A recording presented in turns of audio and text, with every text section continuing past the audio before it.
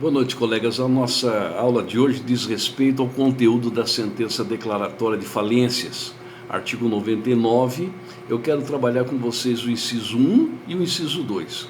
Lei de falências, a Lei 11.101, de 9 de fevereiro de 2005. Artigo 99.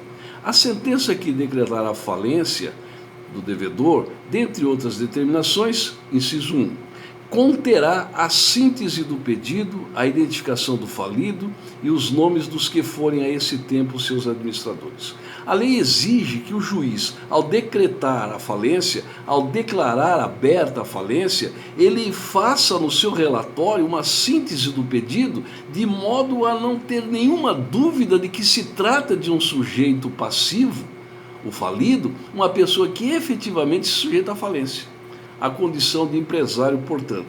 Mas o item 2 da lei falimentar, no artigo 99, inciso 2 do artigo 99 da lei de falências, diz o seguinte: o juiz deverá fixar o termo legal da falência sem poder retrotraí-lo por mais de 90 dias contados do pedido de falência, do pedido de recuperação judicial ou do primeiro protesto por falta de pagamento, excluindo-se para esta finalidade os protestos que tenham sido cancelados. Nós estamos aqui neste inciso 2 do artigo 99 da Lei de Falências, diante do termo legal da falência. É sobre isso que eu quero discutir, debater com vocês nesse vídeo.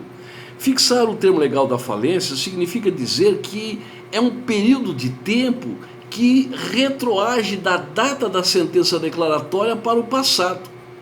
É bem verdade que o falido, o devedor na verdade, ele só vai adquirir essa condição de falido a partir da sentença declaratória. Então a sentença declaratória vai produzir os seus efeitos para o futuro, mas a lei me diz que esses efeitos também alcançam o passado. E quando a lei fala que o termo legal da falência não pode retrotrair, significa que os efeitos da sentença declaratória retroagem, retornam, retrotraem, retrotrair, retroagir, retornar, são expressões sinônimas.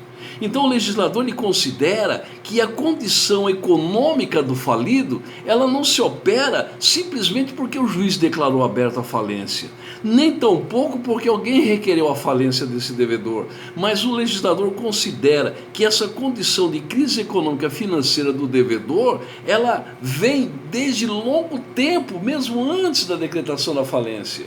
Isso significa dizer que quando o falido contraiu a obrigação pela qual ele não conseguiu pagar, ele já estava em crise econômica. E de modo que o protesto cambial também não é o início da crise econômica, mas o protesto cambial ele me demonstra que o falido já estava em crise econômico-financeira bem antes desse protesto.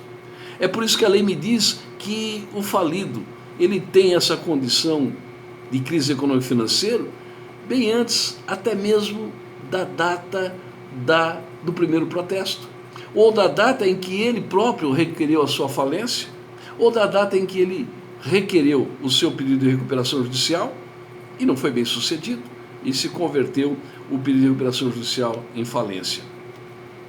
Então nós vamos considerar o termo legal da falência. A expressão termo indica uma porção de tempo indeterminado que tem a sua contagem regressiva, retroativa, contados a partir do primeiro protesto, ou a partir da data em que foi ajuizado o pedido de falência, ou a partir da data em que foi ajuizado o pedido de recuperação judicial mal sucedido. De modo que o falido, ele terá como termo inicial da sua quebra, a razão determinante da sua quebra, da sua insolvabilidade, para o passado.